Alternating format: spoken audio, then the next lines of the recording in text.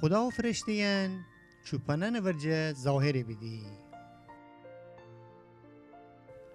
او دور اطراف چوپانانی دشتی مینی سبید که همه تشبن خوشن گلیان جه مواظبت کدیدی. خداوند فرشته ایدفعی چوپانن جلو ظاهر بسته و خدا شکو و جلال نور اوشن دور اطراف بتابسته و همتن خیلی بترسه ایدی.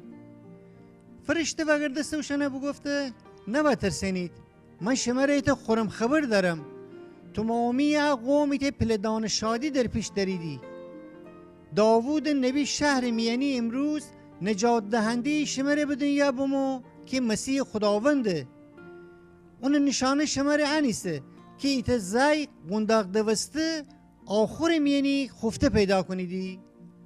ای دفعه و فرشته امره ایده پلدان دسته سپاه و آسمانی ظاهر بسته که خدای ستایش کدیدی و گفتیدی جلال بر خدا بزرگترین آسمانان جور و زمین میانی مردمانی را که مورد لطف اونی سیدی صلح و سلامتی ببه.